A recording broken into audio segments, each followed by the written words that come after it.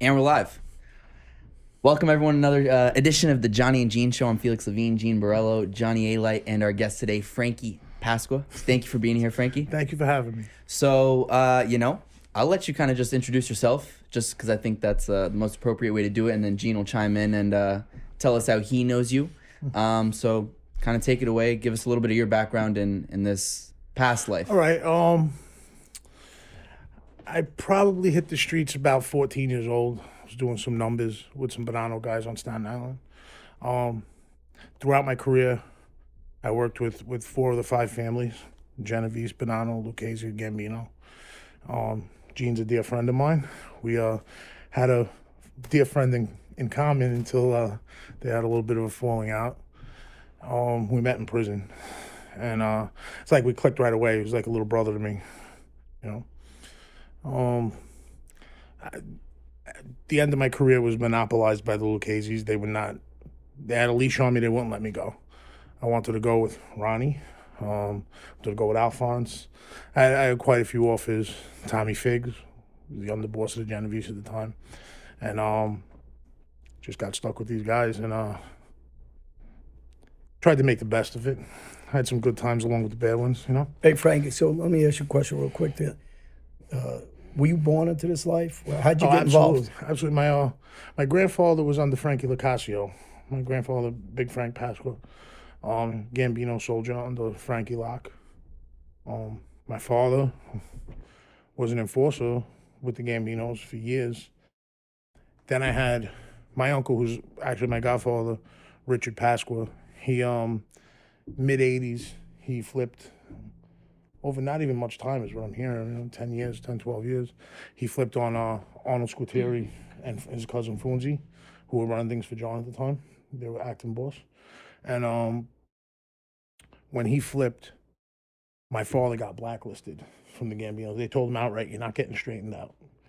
You can earn with us, because he put work in. He killed people for it. You could earn with us, but you're not getting straightened out." Had I been in my father's shoes, I would have doubled my efforts and stuck it out and got the button with my father's crew, Right. He had a different mindset about it and decided to basically, look for a home somewhere else. And my cousin Donnie Tafaro, who's a gentleman, stand-up guy, man and a half, he was doing 30 years at the time. On the indictment, my grandfather, they all went away on it. And he put my father with some Lucchese guys, Frank Altamari, Steve Crea. Right. And so my father basically, he sat back and just waited for the handouts to come instead of actively going and getting them. And that was where we butt heads a lot, because I like to earn, I like to go out there. I wasn't afraid of jail. He had a rough bit of it. He did 9 years. He had a rough time of it. My mother wasn't very supportive. He was not going back to jail. Right. So we went from being Gambino royalty, because Frankie Lock was the underboss and that was my grandfather's captain, to being Lucchese second-rate citizens. That's what it came down to. Right. I mean, I can't tell you, they were just dangling carrots in front of my face left and right, putting me to work, doing anything they told me. And there was always some, for lack of a better word, blowjob getting upped while I was sitting there waiting. Guys were, work we were doing was making people captains. I was sitting around. I'll say at least I ended up with a crew that had money. We had the strip clubs. I ran clubs for them. What clubs were those, so people know? Lace, Stilettos, and VIPs. Stilettos is New York Diamond Club now. Right.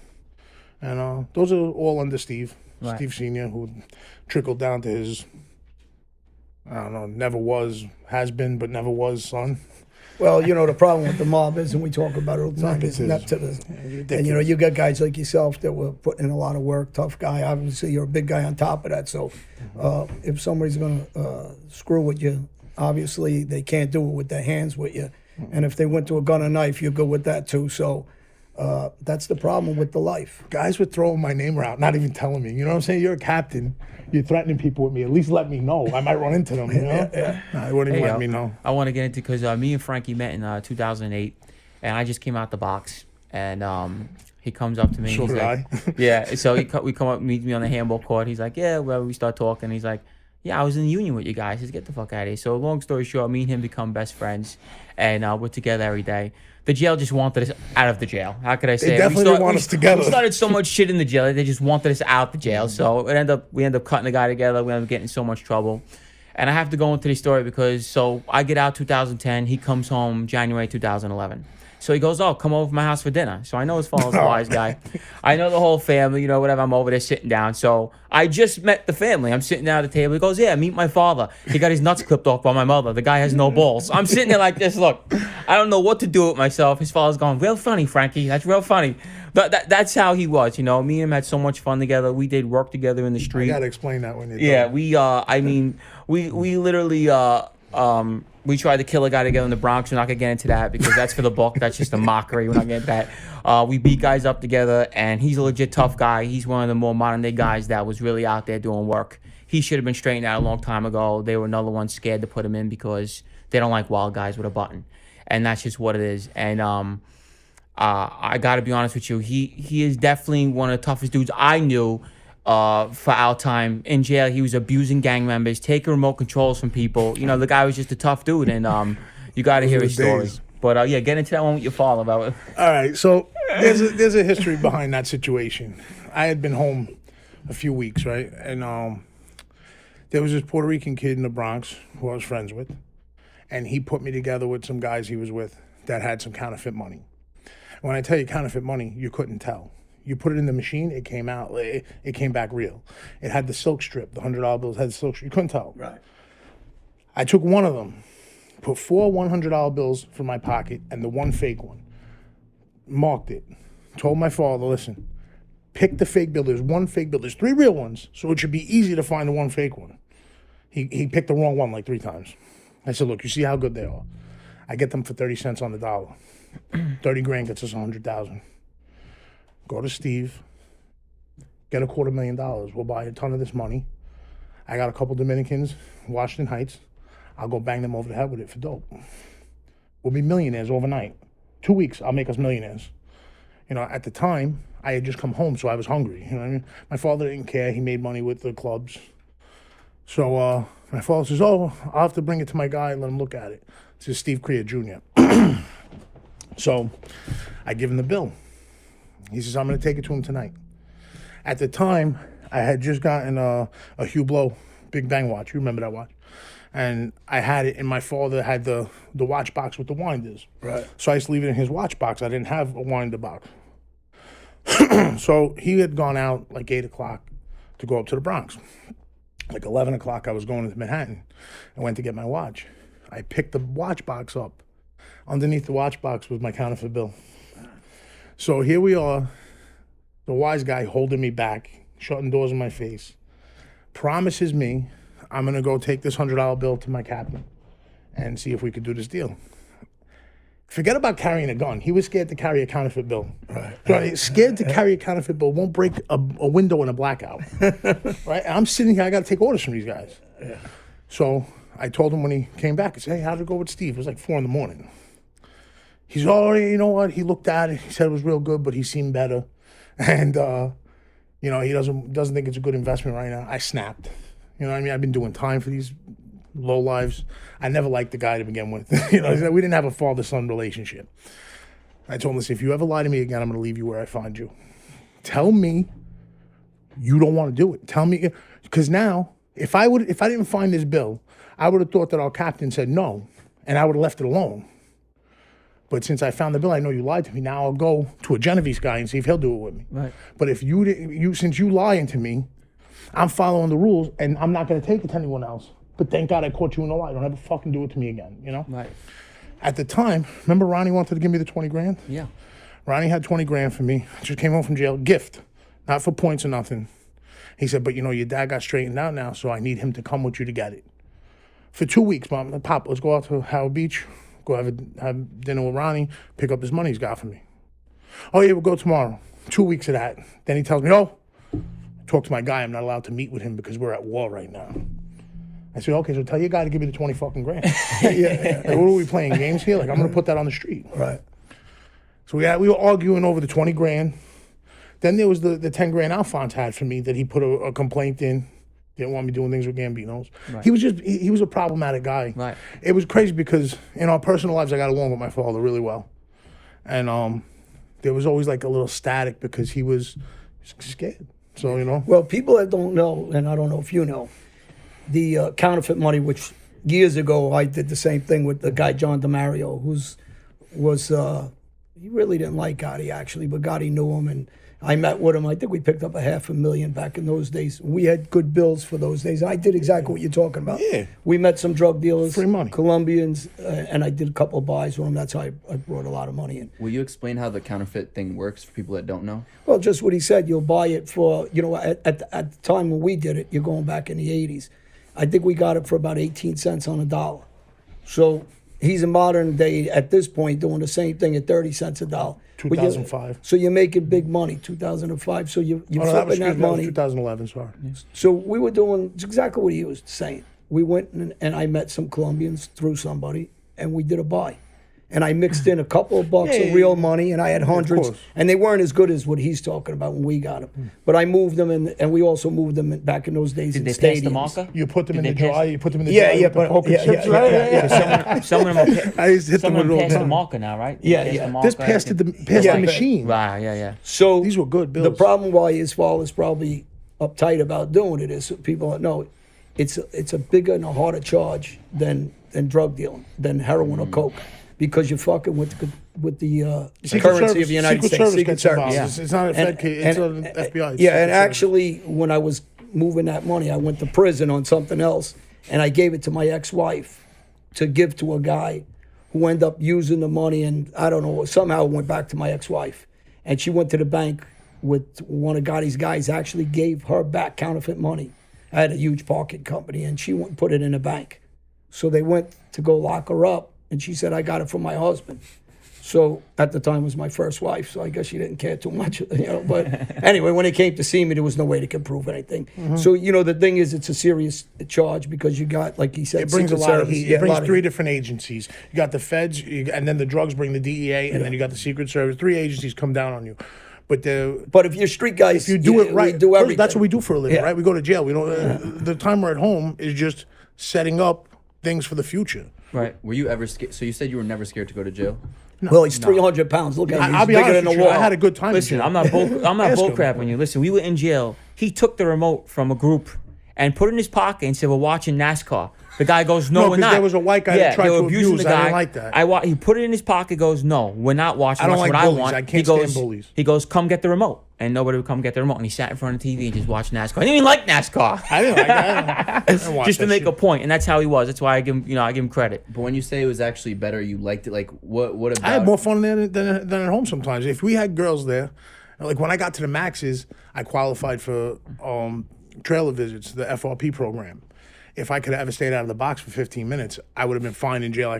I would have copped out to natural life if I had my trailer visits. Never bothered me. I would have cleared other people's bodies. I would have took them and just got out of it. But I didn't have a crew, first of all. Every time I went to jail, they forgot every obligation that they had to me. And obviously, it was hard on my children, which was important to me to be with them. But as far as being in prison, it never bothered me. Like, I was from the school. I learned from an old time wise guy, when you do the crime, you take the best deal you could get and you go to jail and go do your time and come home. You don't sit there and play games and try to beat the case. And like these guys used to have me pressing witnesses on a weekly basis. I went to jail for witness tampering. Yeah, so I mean, they used to have me pressing witnesses. They were all so scared of going to jail. They didn't mind me going to jail, pressing their witnesses, but they wouldn't go do 15 minutes. These guys are crying in the bullpens. And now that you're home, is there how do you feel about, or is there a fear of going back? Or No, well, now here's the difference between myself and a lot of the people I know. A lot of them are just ignorant. I'm not saying they're stupid. They're ignorant. They have no educations. They have no way to support themselves in the world. I always made more money. My captain pushed a broom for a living. I made more money than all of them. I never cared about that. I went to jail out of loyalty to an ideal system that meant something to me. So I would do things based on this belief system. Now that I don't have that belief system and this loyalty to them, there's nothing for me to go to jail for anymore. know, so like, there's no reason. No one's telling me what to do. No one's saying, "Oh, we need this done. Who can we depend on to do this?" You know, it doesn't matter to me anymore. So I'll never go back to jail. Like, I went to jail because I was a gangster 24/7, 365. And let me tell That's you, what I did. We didn't have jobs. I want to tell you something. You know, he got cut in jail because he stood up for somebody and they snuck him because they couldn't go in face to face with him. And you know, he stood up for a guy, and the guy was a rat. We just didn't know it. We'll get into that story in the book. But anyway, so he's standing up for a guy. He ends up in a max security prison. This guy, and he ends up standing up for a guy, and he's telling him, "Listen, you know, my uncle's not a rat." And they're like, "Yes, he is. He stuck out from long story short. They snuck Sent me him." the fake paperwork. Yeah. Patty sent me the fake paperwork. Right. I showed the fake paperwork around. Yeah. A couple people bought it. Yeah. A couple people didn't. So he was getting left and right drama over people helping. He attacked another person for me in Clinton. He went to the box again for me. I can't tell you again. How many times this guy went to the box for me, Chris Cagnata. So like I said, constantly, you know, he was always same thing, just doing everybody's dirty work and getting nothing out of it, you know? So, you know, this is what's going on. They don't want to do nothing. They just want to send you to do something, but they won't do it themselves. I made more money with the Bananos than I did with the Lucchese's. But the Lucchese's were holding me back numerous times. My old man was so terrified that I was going to get straightened out before him. First, I was with a guy who ended up being a captain. I was with him from when I was 16 years old. I was running a nightclub for him. I caught a little bullshit pinch. The guy didn't have my bail there in time. So I went to Brooklyn House Detention, got bailed out from there. My father made a big beef out of it. He knew I was getting straightened out with those guys. He knew he was 20 years from it. He would have been sick to his stomach if I got it before him. Listen, you know what I call what they did for my father? What they do for a lot of guys. I call it the Lifetime Achievement Award. You spend 20, 30 years giving hand jobs, laughing at jokes that aren't funny, you know, not squashing a grape, and then eventually when you're 60 years old and you're old and gray, they'll straighten you out. Why bother taking a button when the only reason to take the button is to make money with it? To get interest rates that are better, get half a point interest rate. The only reason to take a button. Why the hell would you take it when you're 65 years old, retired? It doesn't make any sense. And another thing they do, they shelf guys.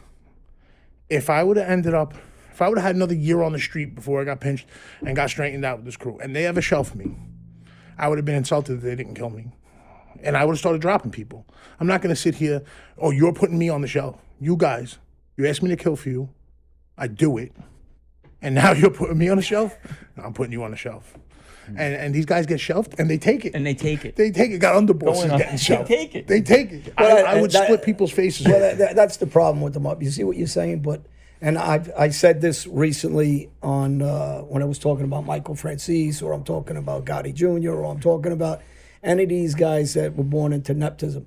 They're not really street guys. They're not tough guys. Mobsters, not gangsters. Yeah, big difference between a mobster and a gangster. Yeah. So, you know, these guys aren't capable. And when they do this, they're weakening the fucking gene pool of the mob, and there's no respect. 100%. So, when, you know, guys aren't going to respect. Listen, you run into him, he is what he is, right? He talks straightforward.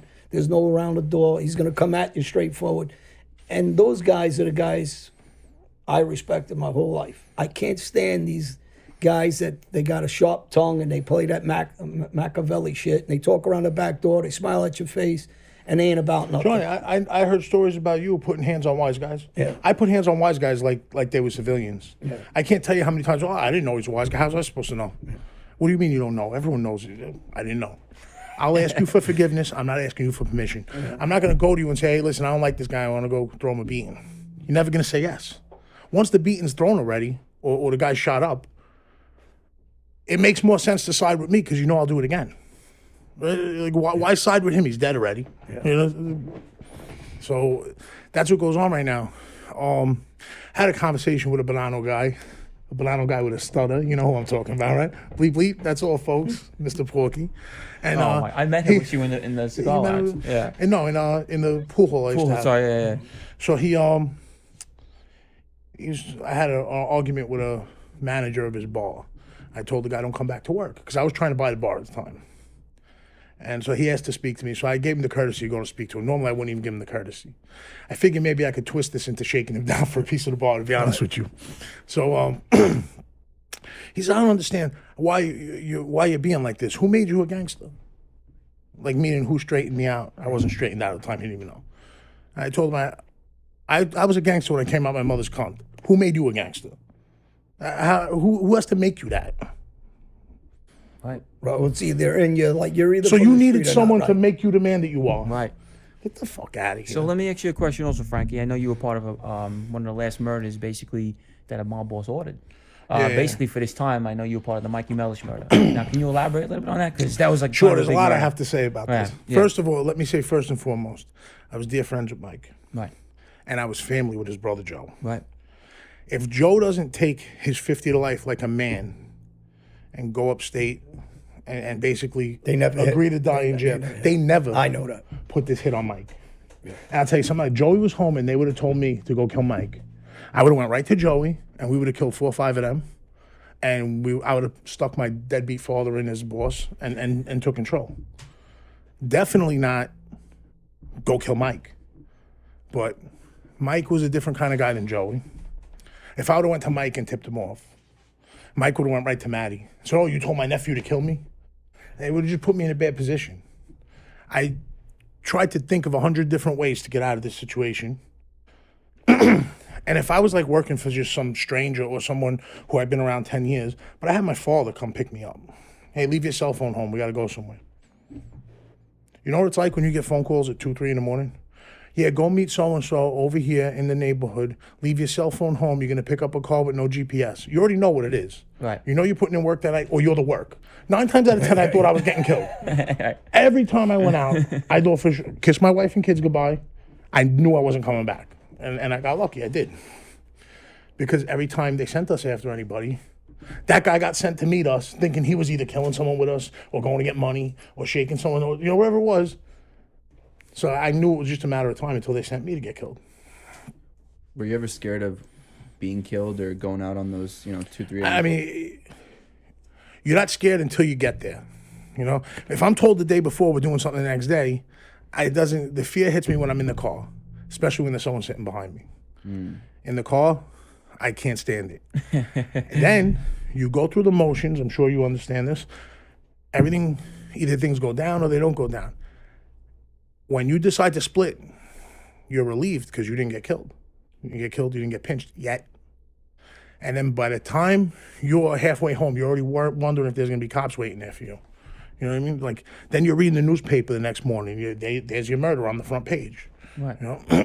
Did you ever? You gotta remember. I don't mean to cut you off. You gotta remember.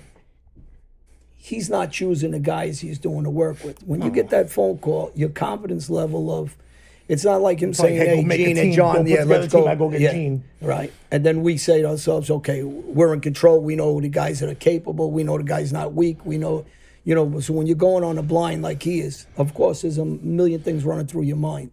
And then after you leave, you're thinking, is this guy going to give me up? Is this guy weak? Are they going to try to, So there's a million things. It's anxiety. And you know what? You don't fault the people.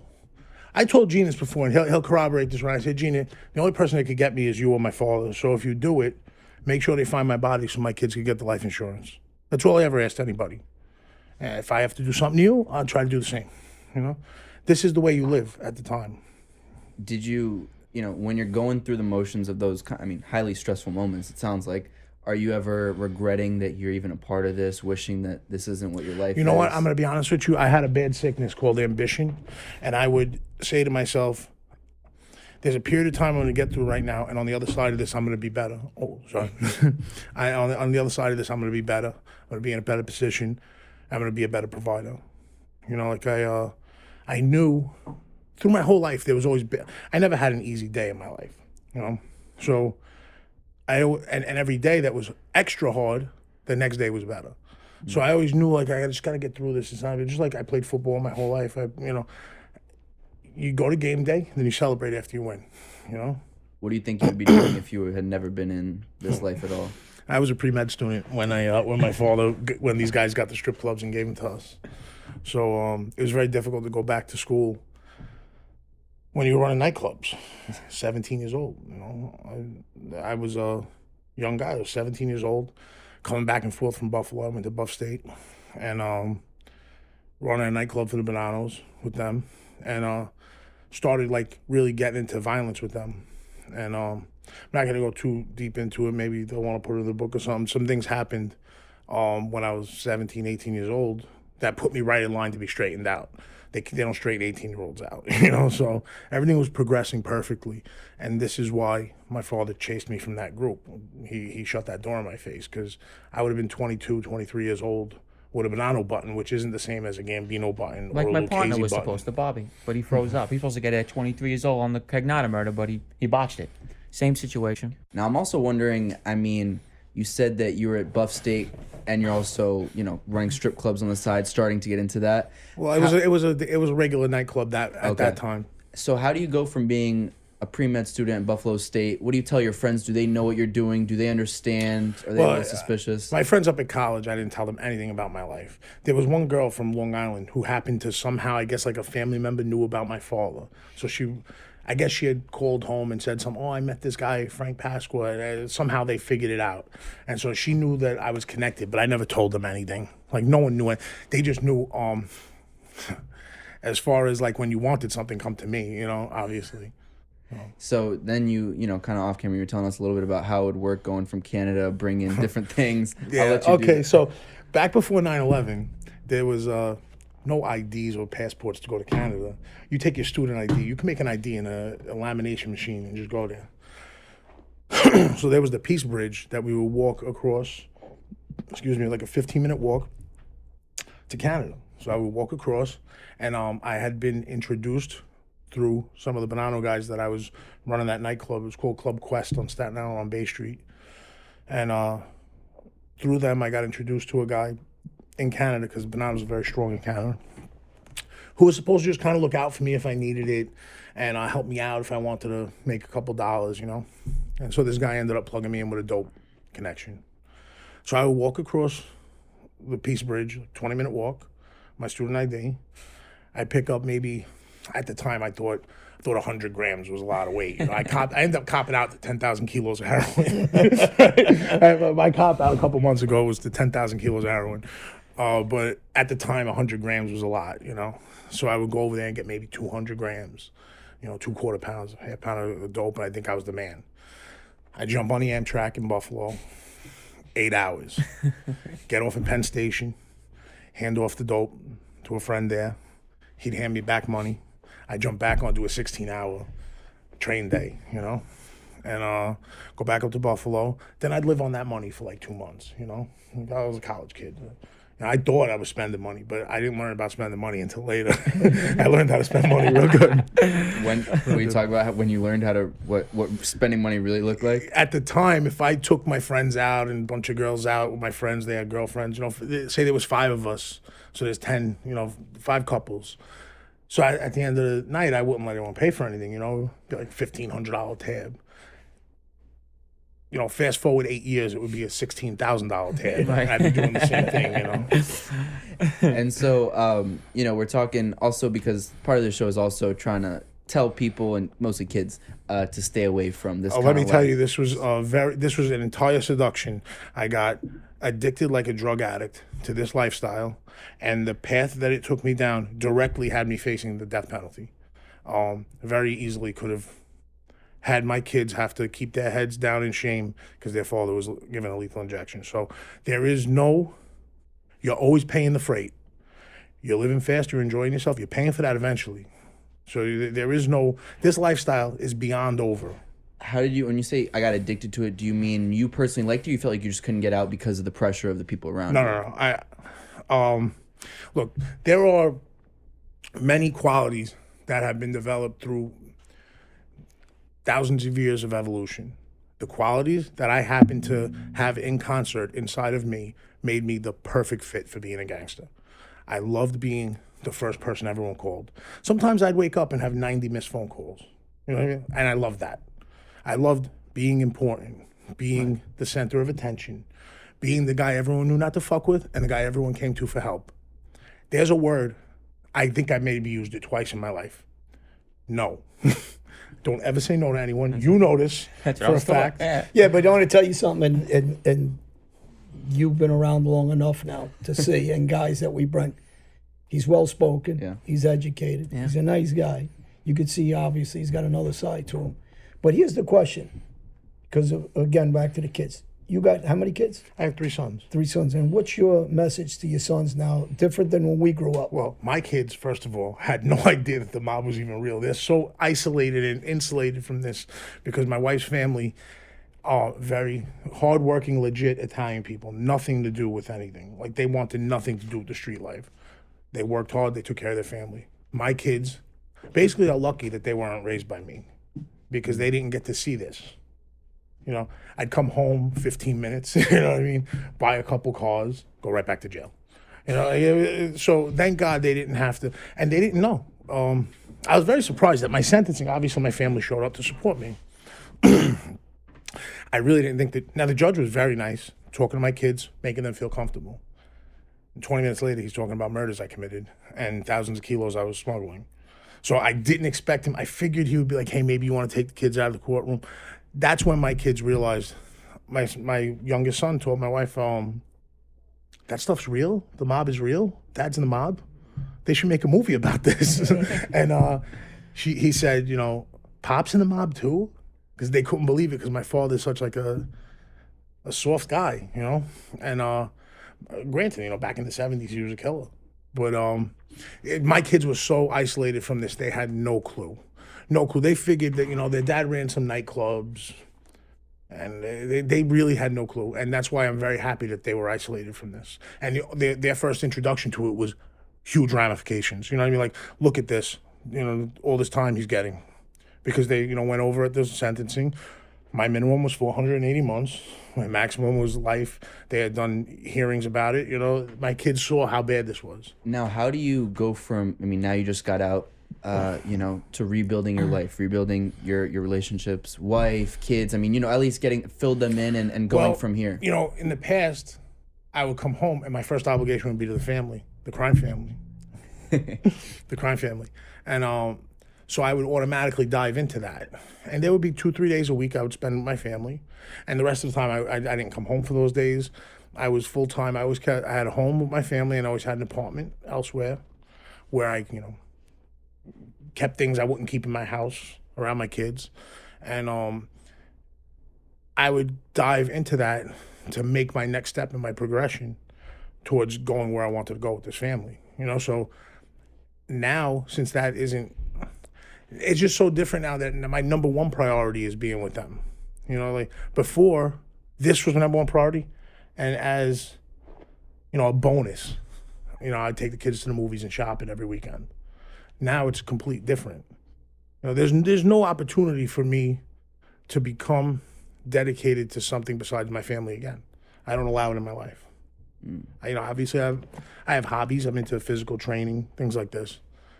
They come 100% second to the 4 people that were in the courtroom for me that day. Well, the structure of the mob, right? I talk about it as broken, so that it's not strong. But now we'll talk about structure of family. You're lucky you have a good wife that stands by you. And you're lucky because your wife raised your kids not to believe in what we believe in. Gene was lucky because he had a strong mom that stood by him. Yeah, great woman. So I think that the message to the kids is exactly what you're saying. Life's about your kids. Life's about your wife. Life's about the people who are going to stand with you. And not what we believed in or thought was something of a family, which is really nonsense. And there is no loyalty. And Gene learned the hard way the same way. And the only one that was sitting around waiting for him or helping him was always his mother. So you guys are lucky you had some good structure outside of, obviously, the mob life. And that's what we're trying to tell these kids. Don't follow it. 100%. I mean, you have to make true loyalties in your life, not these fake loyalties. Like I was just saying the other day, a lot of people, you know, they do what I did and they cooperate, and they, you know, I lost a lot. I lost my whole side of my family. But Gene and I were brothers for years. You know, he happened to have his situation go down. I had mine go down. And now I'm very lucky that I still have him. You know what I mean? Other guys, you know, you never see a guy that you went out. You know, we went out nights. We didn't know if we were going to get killed. We knew we were going to kill people. You know what I mean? So at least I still have this connection to at least one person who's been there with me, seen it, knows exactly who I am. Now, I'm sorry. Can you go back in what Gene was asking about the Melish murder? Yeah, can you talk a little bit more about that so they understand? It was a big hit. All right, in the well, paper. just ask me some questions so I understand what you guys want. Like basically when the order came down, why'd they pick you? You thought, like, explain everything. Again, I was wasn't exactly a nobody, but I definitely wasn't a somebody. Right. You follow what I'm saying? Like I tried to influence a situation that was way above me. Right. You know what I mean? I realized when at one point I was telling my father, but this is Mike. You know, this isn't some stranger. This is Mike. Wait, your father was good friends with them. Yeah, my father put work in with Joey. Mm-hmm. You know what I mean? Like my uncle Anthony was a man and a half, and he was a notorious killer, legit tough guy. Again, when John killed Paul, we suffered a lot. You know what I mean? Frankie Locke was our guy, my grandfather's guy, and basically my father had a couple brothers, and none of them were progressing because we were on the wrong side we were on the losing side of that war. I realized I'm talking to my father, who's a has-been, trying to influence a situation that boss has already called in. So I just gave up. After the second time I met with him, and when we discussed that we were going to do like this fake heroin deal. We were getting Mikey to come pick up some samples of heroin to give to his guys to sell.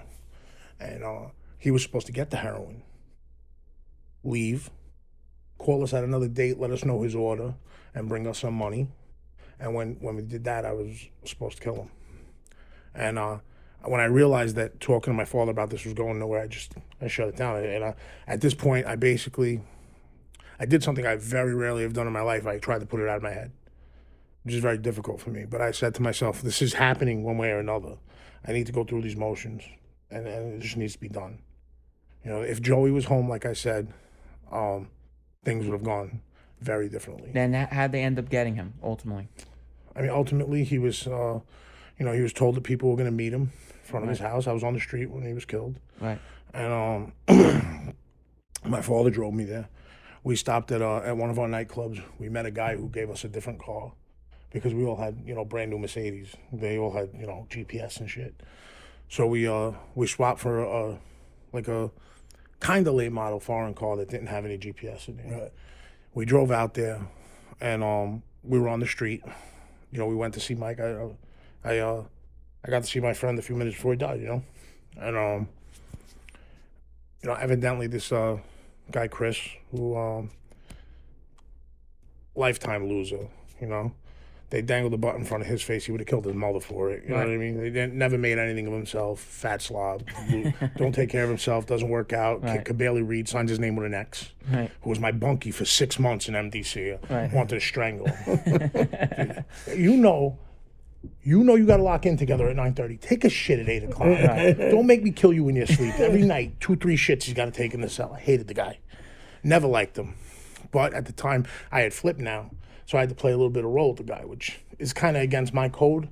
But I had an end goal, While I was in jail, they asked me to... While I was in jail fighting a drug case, they didn't know I had already decided to flip on Chris. They asked me to kill another guy while I was in prison. While I was in prison, they told me they wanted me to kill Mikey Knows, Oh my God! boss of the Banana family. Yeah. They said he's a cadre member at MCC. Just ride up on a motorcycle and shoot him while he's cleaning the roads. So that's how much my crew cared about me. Yeah. You've been home 20 minutes in the last 11 years. We want you to shoot a guy in downtown Manhattan in front of all the officers that are watching. Right. But you'll get away because you're on a motorcycle. Yeah. This is the people that I was, and honestly, that was when I flipped. I had already, we'll get into this in a minute. I had already made the decision I had called a sit down over a complete infidelity in loyalty. Someone had basically informed against me, very close family member, informed against me. Wait, can I know the story. You tried to get your father shelved and you almost did. I mean, pretty much. He was crying. He used to cry to me all the time, right? Yeah. So he pretty much was his father had the police called on him. So we're gonna get into this. You don't have to elaborate too much on it, but just go into it a little bit. Basically. All right. We'll definitely come back to the motorcycle murder I was supposed to commit, which made me really. I called the U.S. attorney. Right. I said, listen, now they're giving me murders in here. Bring me a wire. I'll take care of this whole crew. Right. So what happened was, my grandmother, my beloved grandmother, passed away and left the house to my aunt. It's a 2-family house. We all lived in it. My aunt wanted to die in that house. My mother and father had designs on selling that house, buying some bigger, nicer house somewhere, having it under my mother's name instead of my aunt's. So this woman is a 70-year-old with no family besides my mom and us. So they basically said, sell the house or we're moving out of it and you got to live by yourself. She said, I don't want to sell the house. My mother and father both died in this house. I want to die here too. So they moved out. They got an apartment in New Jersey because my brother was going to school in New Jersey. And this way they got a discount with the school. They got an apartment in New Jersey, like a condo there. And they told my aunt, they wouldn't even come visit her on the weekends if she didn't sell the house. So she put the house on the market. Now I came home from jail. I moved into the house. My wife and my kids moved into the house with me. My aunt took it directly off the market. Now she had a family again. Why sell the house I want to die in? Right. My most important family members are Frankie's kids. She didn't want to sell it. They would come once or twice a month and terrorize this woman. I mean, literally shake her down for her house. Right. This is what the wise guys do. Yeah. They use ACS to make money. I'll tell you that story in a minute because it's connected to this. So my father had come to me and said, listen, we want you to move out. Get an apartment somewhere. So once you move out, she'll sell the house. We want to get the house sold and put under mommy's name, me and my mother. I said, I'm not moving out of the house. So I lived here my whole life. I don't want to sell it. In a year or two, I'll buy it myself from you guys, They didn't want that. So now, unbeknownst to me, obviously I had no clue, they had started calling cops on me. My father, you know this rule. You're the boss of your family first. What goes on under your roof, you're responsible for. Before you are responsible for anything in the street, you have to be in charge of your family first. So whether he knew, which I believe he knew, or not, my mother starts calling the cops, the DEA. I had like 6 doctors writing for me on Staten Island. They all got pinched. This woman started a tailspin that ruined a lot of lives. And my 14-year-old son was at the house one night and heard the conversation going on, recorded it on his phone. There was an officer in the kitchen. He was in the basement playing ping pong, and he recorded the conversation. When he played the conversation for me, I heard my mother and my aunt talking to this officer saying, my son, since he came home, he's an animal. He has to burn his clothes. He comes home and burns his clothes sometimes. Wow. And they turned around and said, his wife's got an order of protection against him, but they live together. So can't you arrest him for that? That'll give him 10 years, and we could, he'll be out of our hair. So this whole time I'm thinking, while I'm listening to the recording, I'm like, oh, wow, wait till I tell my father this shit.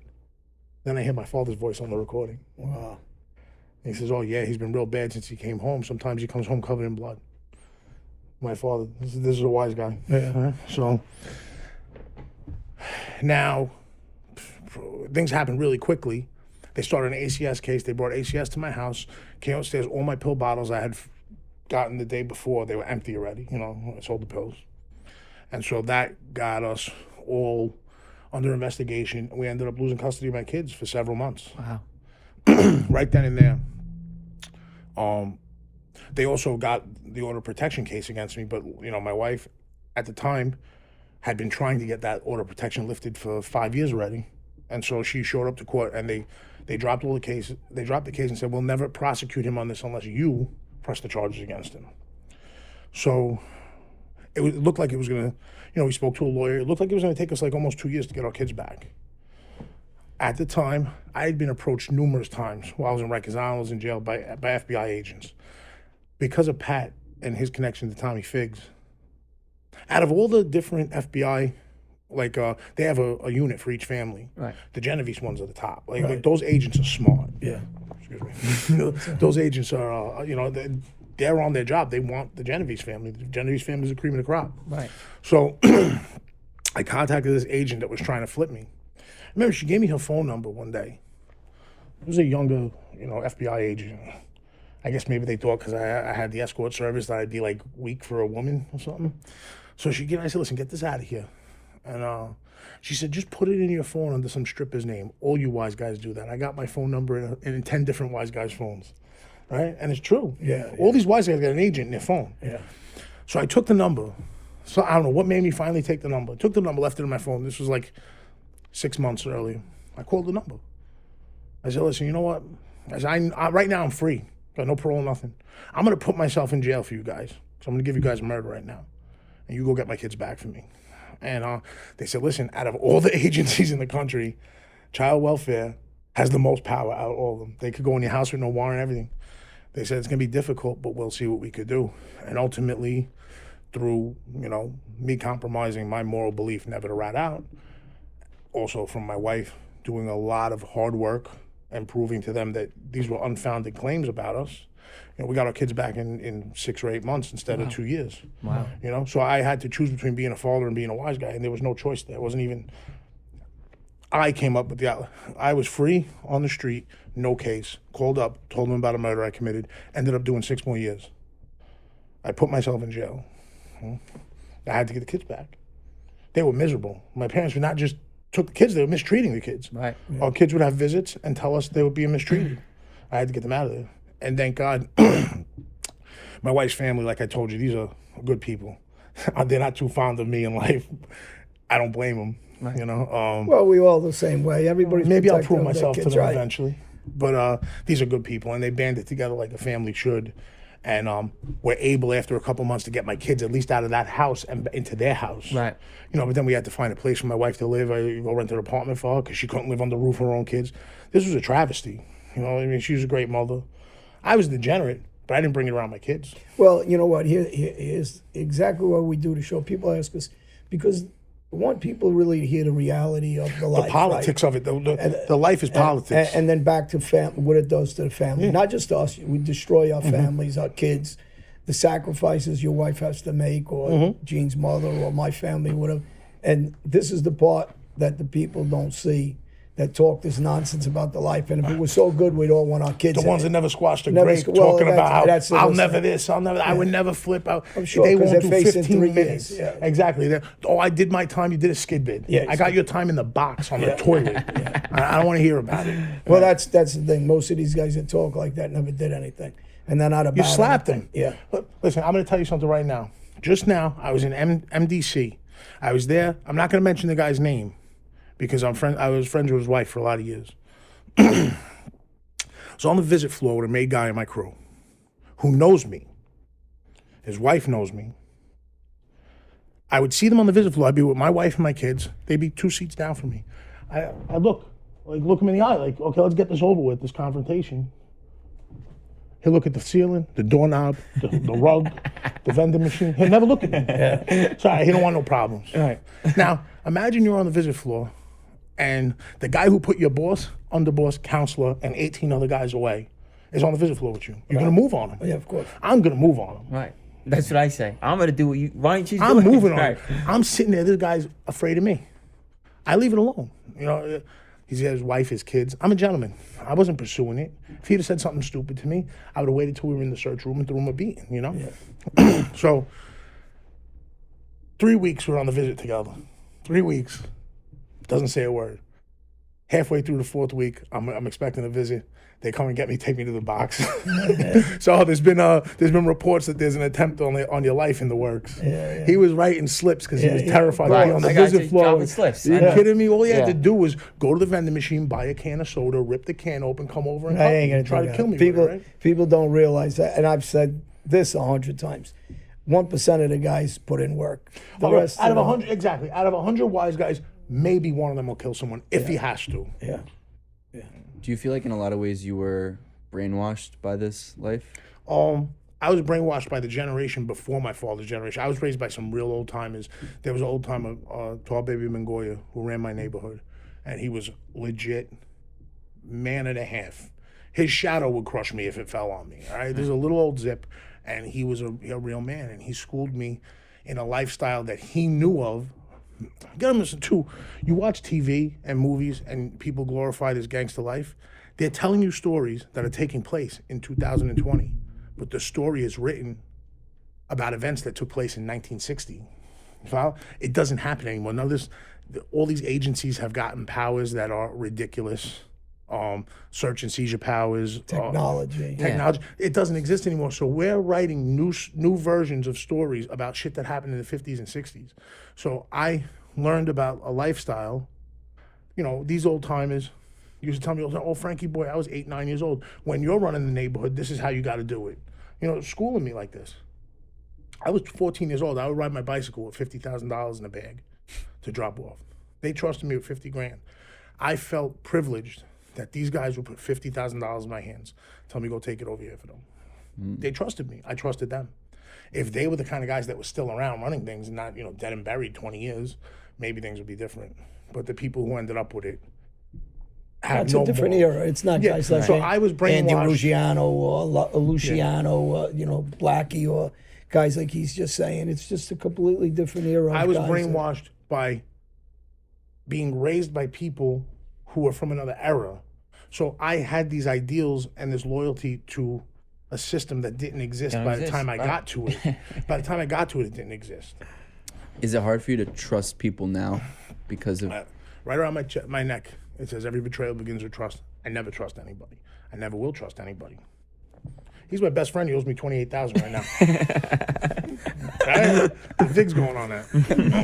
And for because back to It's true, Patty Lombardi. You got it. Yeah. Get it from Pat. I know, I get it He's from in North Pat. Carolina. He bought a car wash with it. He goes, hey, he we bought need a you to car and clip. put the emblems You on believe it. this guy? He goes, yeah, we're going to North Carolina. We need Frankie and take Gene. Go clip this guy. He's a federal informant. Wants to go kill a guy. Yeah. Oh my So while I'm God. on vacation, do it. Yeah. Oh, what a character. And they were going to straighten me out for it, and then I was going to bring you to Little Casey's. That was their whole plan. Yeah. back to this message of for even if this kind of life doesn't exist anymore, there's still a lot of crime out there and kids that are gonna go into it eventually. If there's one thing that you would tell them that was the most meaningful lesson that you could kind of give so that to dissuade them from going into it, what would it be? Take a look at the people that are giving you the options to go into this life and figure out why they're doing it. Figure out their motives. When you know someone's motives, you could move them with their own motivation. Why is somebody coming to you? Is it because you're weak? Is it because you're unintelligent? You have to look at yourself and take stock. Mm-hmm. You know what? I'm not the brightest guy. I can barely read. This guy all of a sudden is talking me up. Why is he talking me up? Try to find out their motivation, because you're going to see that they're shady motivations. Because no one's going to come to you that cares about you and tell you to do these things. No one's going to introduce you to this life if they care about you. There is no person that you could... it's one thing if someone's coming to you and say, hey, listen, we're in trouble. This is going to happen. We have to do this to prevent it. That's a precaution. It's different. Like, hey, I think maybe we could set something up and in a year or two make some money doing it if you start putting this in motion for me now. Well, why aren't you doing it yourself? There is no scenario where someone loves you is going to ask you to kill for them. And this is coming from a man whose father asked him to do it. So it's very difficult for me to understand that my father didn't give two shits about me. All right? And you have to look at people's motivations. Why are they coming to you? It's because you're a victim. You're being victimized. Right then, with a smile, a pat on the back, a hug and a kiss, you're being victimized. And if you don't see that, it's very difficult, because there's always, for all of eternity, you'll be able to find some kid who wants to be accepted and has this hood dream of being a millionaire gangster, and you'll be able to get him to shoot someone for you. That'll always be. Did you also feel like that you never had fit in, or that there was there this desire to fit in and be kind of liked by these people? I was a or pretty no? popular guy. I had a lot of connections. Everyone worked for me. Everyone I knew worked for me. I ended up finding out too late in prison that I didn't have a single friend. I just had employees. I thought they were my friends. Let them get away with murder. It wasn't so much a fitting in thing. It was, I always had this idea to serve this family ideal of, ideally I wanted to get back to the Gambino family and bring my family name back to the Gambinos. It's one of the reasons I did that for Alphonse.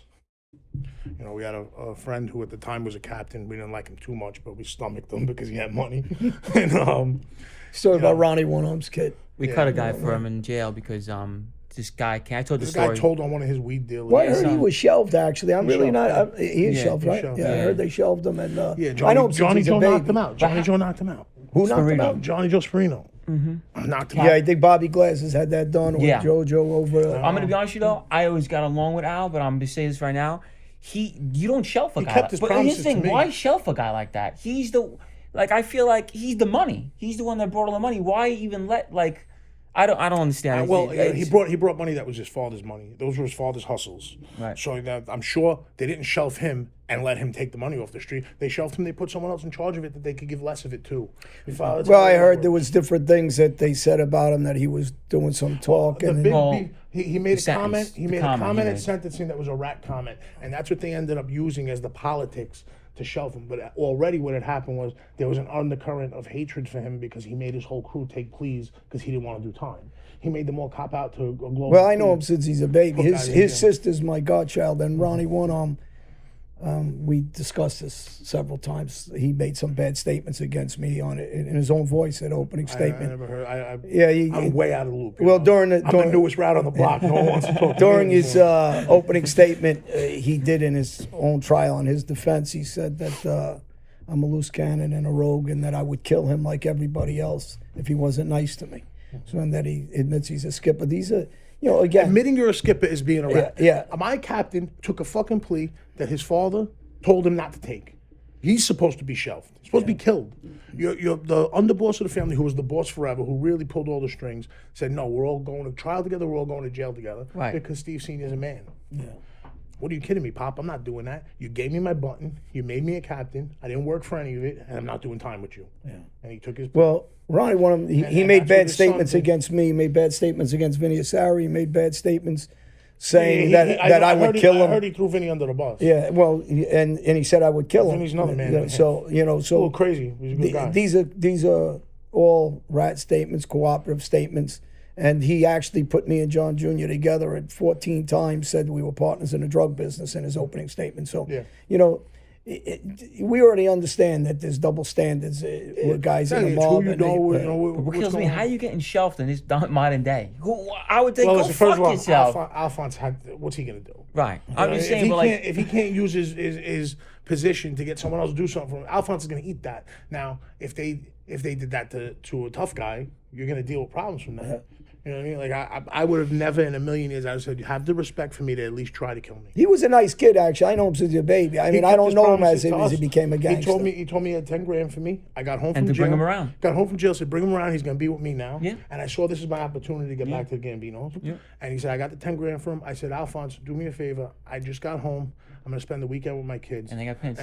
And they got pinched the next day. I never got But I'm going to pinched. tell you, Ronnie One-Arm did exactly what your father did. He used his son, and Al's mother is a nice woman. Really a good woman. The mother, Al's. But the problem is, Ronnie wasn't capable of earning, and Al had a lot of guys that made money, and Ronnie took him in through Al, and he ruined his son's life too. He should never put him in this life. he The never kid put was a him- nice kid, and his brother was a nice kid, educated kid. So you got to look at the fathers and say, what kind of fucking man are you? You know what to I'll put say? your sons in this life? I'll say my father did try to keep me out of it. Originally, he did not want me doing this. He wanted me going to school. He wanted me to play football, go to school. As soon as he saw that I was going to do it without him, he capitalized on me. When he saw that I was going with the Bananos, he said, you know what, I'm going to chase him from them, keep him around me, and use him for what I can. So, I mean, his original concept was for me not to be involved, and I'll give him at least that. He's my father, I'll give him at least that. His original did not want me in this. Once I got in on my own, it was off to the races. Right. Well, I don't think Ronnie had that same. No, I don't think. No, Ronnie raised his And kids. I don't know Al after that, honestly. I seen him a couple of times, a handful of times. I know him as a baby. Later on, I heard different things, good and bad, about him. So, I don't really know what's accurate. He actually was brother-in-laws with one of my cousins that I don't speak to anymore, but they were brother-in-laws, and, I don't know. I know what to his say. brother-in-law, Joey Augustinelli, right? His brother. No, there's another one, Patsy. He ended up giving me I was up in on Rikers murder. with Joey. He did like a skid bid. Yeah, so. He was a good kid. He was better than most of the wise guys I know. How different are, because you worked with so many different families, for people who aren't familiar with how they work, how different is it working with each of those? Is it a different kind of power Well, I'll structure? tell you what, you get with the Genovese, you're all right. Because whether you have a button or not, they treat you like you got it already. You get on record with the Genovese, and you get treated like you're a wise guy. All the other crews, they're just going to run you into the ground. First of all, most of the crews don't have any money, don't have any hustles. They go to work every day. They pay taxes. Right. They're pussies. Right. All right. They're not. So you get put with a crew, and there's 8 guys, not even chasing a nut, not even thinking about earning. That maybe once a year they'll give their skipper $1,000 for Christmas. I offered 60 grand a year to my father, off a pill hustle that I had. You know, I was consistently trying to advance and make more for myself and make myself in a position where I wouldn't have to be the one that gets sent anymore, that I could do the sending, you know? You get put with a lot of these crews, it's a bunch of guys, they meet up once a week, play cards, drink espresso, and they act like they're wise guys. Right. Yeah. And how, you know, for you now, even in jail and now, I mean, how is it thinking about, you know, what your family kind of did to you, I guess? And is there still resentment, or do you still, you know, I mean, I resent what they did to my kids. I made my decisions in life, you know. I didn't, no one twisted my arm. I did my own thing. I was never one of these guys that points the finger. Oh, it's because of him. It's because I roll with the punches. I'm not going to sit here and cry about it, you know. I'm 40 years old. I'm a young man. I avoided all this prison time, and I have a future ahead of me that I'm going to build for myself. I took control of it. So I'm not going to sit here. Does it bother me? It bothers me what they did to my kids. You know, and do you feel like you're lucky that you're out at 40 years old? I mean, did you ever? Yeah, I'm very lucky. I assumed that I'd be spending my whole life in prison while I was doing these things. I figured, I mean, I would take hits in jail. Like, when you're a gangster wherever you are. You could drop me in Antarctica, I'll be a gangster in an igloo. You understand? You're not, oh, I'm in jail now. Like, I just see all these guys. Oh, what are you talking about? You'll lose your good time. You give me a bit, I know I'm maxing out on it. I'd be lucky if I don't catch a new one. I get phone calls from the street all the time. Oh, this guy, you know, your friend, you want me to hit that kid up? You know, I have an opportunity. I could get to him. Might not be able to get to the kid again, so I better do it. And my friend needs that's another thing. If I consider you my friend, if I got $1, you could have $1.50. I'll go borrow or steal for you. Sure. And that's how I am. Whatever it is that my friends need done, I do. Do you feel like you're almost too loyal? Yeah, I got kicked in the ass a lot. You know, I got another friend I'm friends with since kindergarten. The kid's a multimillionaire. Calls me from, I took him to turn him into jail one day. I sent my wife to turn him in for a case. And he calls me up. We had kidnapped a couple people, and they raided his house, found a bunch of shit. He calls me up one day. And I have a lot of love for his mother. She was, you know, she worked in the school I went to in kindergarten. The woman used to pick me up so I could reach the water fountain. So I'm not going to mention his name. This kid consistently for 25 years of my life lied to me and used me. And I didn't realize it until too late. And calls me up from a sergeant's desk phone. From the bullpen, they gave him the phone through the bars. He called my house number. I was just waking up. You know, we dropped him off at 6 in the morning, so hopefully at 11 we could go bail him out. I had about $180,000 in the courtroom to bail him out. I had 10 grand on 20 different people. And I was there with his mother. She calls me at 7 o'clock in the morning, an hour later. Oh, they're doing a lineup. Make sure the guy doesn't come to the lineup. On the sergeant's desk phone. I told her, you know, wrong number. Click. I'm sitting in the hot tub in my house, you know, getting my day started. Next thing you know, it's an hour and a half later, I got a guy at gunpoint in his bedroom. This other kid that used to sell drugs for us drove me, kidnapped the kid, drove back and forth on the highway with him for about an hour and a half to get his brother not to show up to the lineup. Now you'd think that would mean you owe me one, right? So I go to jail, I tell him to handle an issue that I have in jail. And I know the kid wasn't a killer, so he wasn't gonna do that. But he threw money at problems. He's a rich kid. So listen, go give someone 10, 20 grand. I want this guy in a wheelchair. Kid's walking fine right now. Right? He's dancing on the weekends. So you could tell me that he was getting no less than 12 years until I got the witness not to show up to court. So what does 12 years of your life cost you? You know what I mean? Yeah. It's a lot of money, right? Sure. Came home from jail, the kid gave me $5 grand. Yeah. You know what I mean? So this is, yeah, I was over loyal to people. Very much over loyal to people. You're 40 now. What do you hope the next chapter of your life looks like? Fatherhood. Fatherhood is the thing that I'm most devoted to. I'll take anything that comes along the way that I have to deal with, any adversity I will take in order not to miss out on any more time with my kids. You know? Do they ask you questions about different things? And My kids are a little bit, I guess, scared to hear the answers. They don't. We don't talk about that lifestyle. They spoke to their mother about it a few times. She told me, you know, that they didn't know they didn't know the mob was real, and it's not real.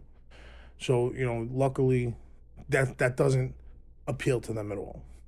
doesn't appeal to them in any way. And I'm just gonna keep, promoting that hardworking lifestyle that they've been introduced to from their grandfather, their mother's father, not mine. Beautiful. I don't know if you guys have anything else, but it's been a pleasure to have you on to meet Thanks you. for coming on, really. We wish you all the best in your next life. Felix, good meeting you. Nice to meet you. All brother. right. All right.